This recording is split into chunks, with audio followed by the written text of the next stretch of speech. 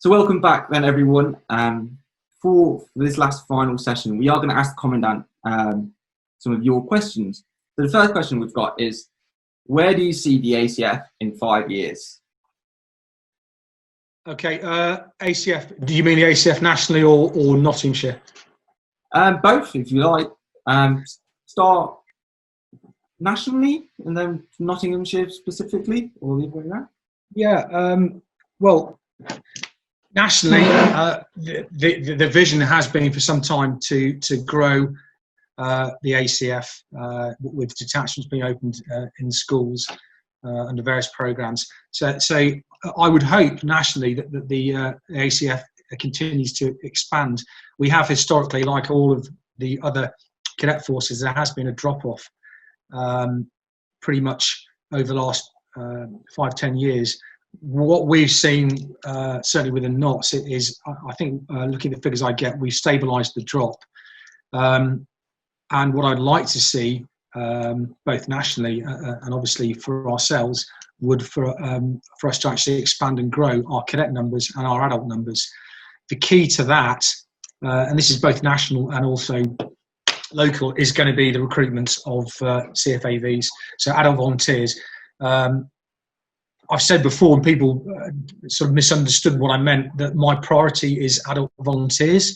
And people say, well, does that mean that your priority isn't cadets or they're not important? To the contrary, my rationale is that to grow and to give more cadets more opportunities and to grow the cadet numbers, you need more adult volunteers.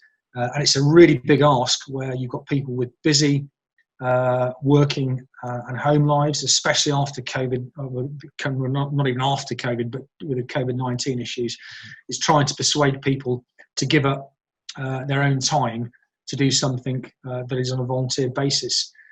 Okay, we have a volunteer allowance, but the majority of what we do, and rightly so, is done on a volunteer basis. So nationally, I'd like to see, I would hope that we grow as an organisation. Funding is always a challenge, and that's no great secret, especially after COVID-19, when hopefully we come out of this to some kind of new normality. So yeah, lots of changes in the syllabus coming through. I think the syllabus is probably is becoming more manageable ultimately. I think nationally as well, we'll see a lot more online resource. That's one positive that has the current lockdown, is that the Cadet Resource Centre, cadets can now get accounts and sign up and do that. So we'll do a lot more, I think, resources online and stop reinventing the wheel. Why do you need to write a whole lesson plan for a section attack or whatever it may be when millions have been done before and it should all be online? So that I hope will help us to deliver more training more easily. The easy question for me is at our own level, which is Nottinghamshire ACF, and I know where I want us to go. For those of you who have read that relatively light document, which is my directive, I'm quite clear. For 1920 and the 2021 directive will come out in the not too distant future, is recruiting, training, retaining CFAVs. That for me is the absolute priority. Without that, nothing else is going to happen. Values-based leadership, yeah, absolutely. I want Nottinghamshire ACF to be inclusive. I want to see, I'd like to see in my time, whether that's achievable or not in the remaining 3 approximate years that I have, is a parity 50% male and 50% female, both cadets and adult volunteers. I also want us to look like the communities that we work in. So wherever that may be, inner city Nottingham or rural locations in Nottinghamshire, we should look like the communities that we work in and where our cadets come from, our adults come from. So that's a challenge as well. And the only way we can do that is to be totally transparent and push out positive messaging, whereby people say, well, why wouldn't I want to be part of that organisation? As opposed to, you talk about the old image of the ACF and you know, the kind of attitude, impression people have that it's just lots of kids getting shouted at, doing drill and running around with guns. Well, that isn't what I want it to be. I don't think we are, to be fair, but I want it to be a lot more inclusive. Call it diversity, call it what you like. I'd like us to look more like the actual communities of Nottinghamshire. So that's a big one for me.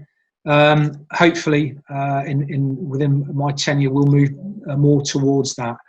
I'd also like us to, you'll be aware about the Adventure Training Officer post that I've just picked up. Some may say that's just good because that's my bag and I like doing adventure training. Well, yes, some of that may be true, but the real truth is that adventurous training provides, and this is recognised in regular and reserve circles, that adventure training is used as a great tool for developing leadership, for exposing people to control dangers, to pushing people's experience and getting them out of the comfort zone, and just a really good positive opportunity for people, whether that be mountain biking in Sherwood Pines, climbing the Matterhorn, kayaking at Home Pierpoint, going down the Serpent's Tail on the River Dee at Llangollen in a car, whatever it may be. It's a phenomenal opportunity, and I don't think that we have realised that through no one's fault in the past. It takes a long time to develop that experience and our own instructors. So that's a really big thing that I want to see develop, adventurous training and D&V sitting sort of side by side with that. So to that end, we've got a very good adventure training officer who is Cat Badge Para. I can assure you now that there's no... there's some bias somewhere there, sir. No bias there. It just happens that he is. You can blame Sergeant Major from D Squadron for that, for introducing me to him. But I think that's going to be really good. I want to see D&V take off. I want to see all the other stuff as well, the STEM side of the house, and those opportunities for cadets to take off as well. But it all comes back to having the right number and quality of CFAVs.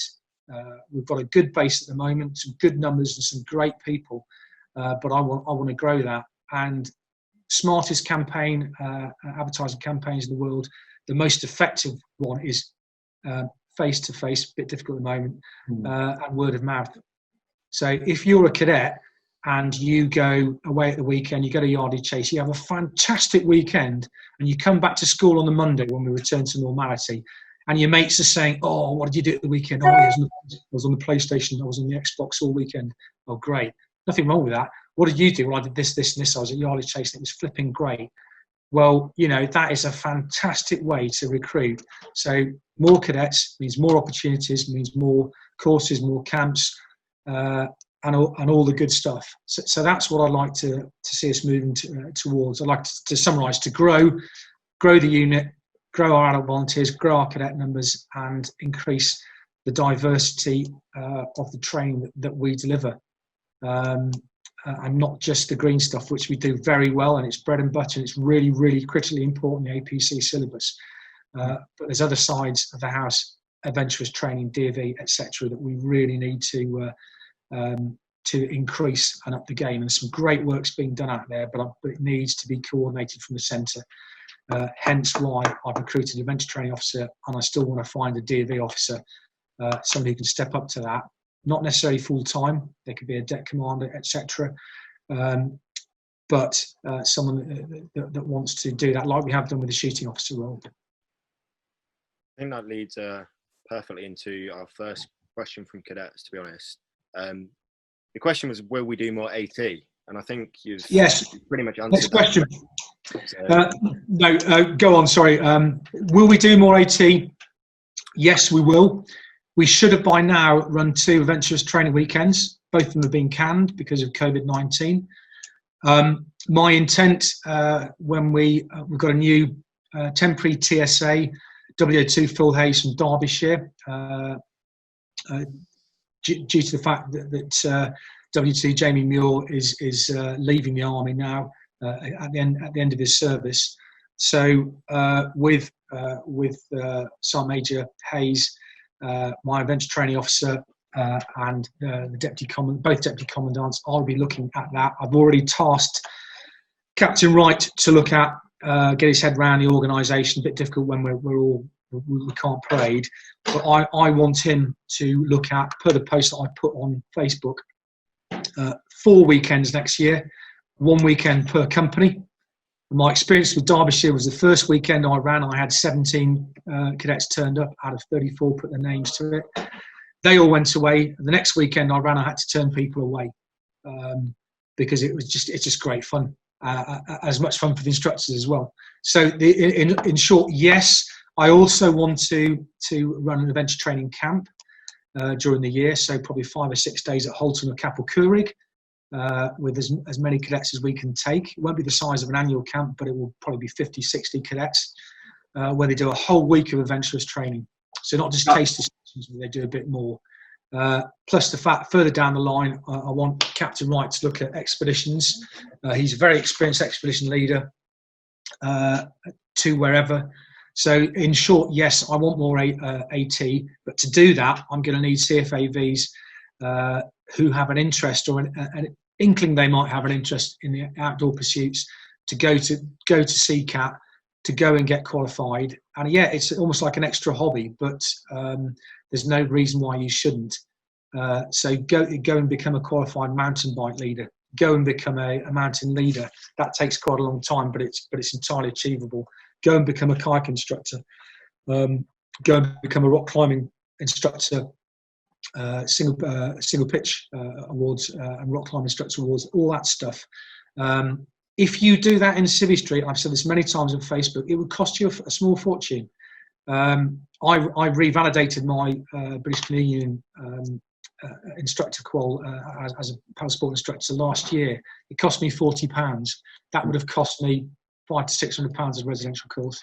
So I would have been by now, hopefully taking cadets out on a Wednesday evening on the River Trent, but we can't because of COVID. But that will come back. But my point being is I want people who've got an interest in it to step up and go and get the quals, and then we can start doing stuff on a parade night on the River Trent, or a climbing wall, whatever it may be.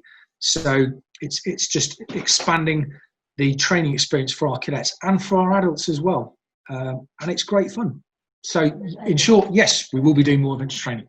I would just like to add on as well that the CCAT, like you mentioned, is excellent for adult volunteers to go and get the qualifications, but it's just as open to our cadets as well to go away and do that AT. Yeah. For a lot less than they'd pay on Civvy Street, like you say. They will. Yeah, you're absolutely right, Ben. They will pay £40 per week's course. If they did that via school, just a course where they get experience of stuff, it would cost them more than that. If they did it via Classie Brennan, great centres, or Glenmore Lodge in Scotland, or any of the other providers, you're looking £600 to £1,000 a week. It's open to cadets. Cadets can also work towards national governing body instruction awards, whether that be British Canoe Union, the mountain leadership, climbing, whatever it may be. They can do that. So by the time they're 18 and they age out, they can actually be a qualified instructor, and then they can go and work in outdoor education centres, all the rest of that, or just go for a week and go ice climbing in Norway. You know, that is phenomenal opportunities, and I just don't think people understand how simple it is to get on these courses, how cheap they are, and what the experience they can actually have consists of. And that's where Chris Wright, I think he intends to come around and get out to companies and start pushing the message. I think that's a really good point, highlighting the AT. I know obviously you're extremely interested in it. I believe, as Ben and I are, we have an inkling into it, so we might be one of your newly qualified instructors someday. But I think it's really, really important to look at it kind of from giving access to our cadets. Innately, kind of outdoor pursuit activities are quite expensive, and depending on where cadets come from, they might not be able to do it by themselves. So I think the fact that I think it's £40 to £50 a week, depending on what course you do, at CCAT, you know, it gives you access to stuff that you wouldn't normally have by yourself. And again, and it's another way you'll stand out going on to future careers, university, go in life is another experience. I think that's something we don't push, or not that we don't push, but something we could push better or push more. I think Captain Chris Wright obviously will play a large part in improving our AT facilities within Notts. Yeah,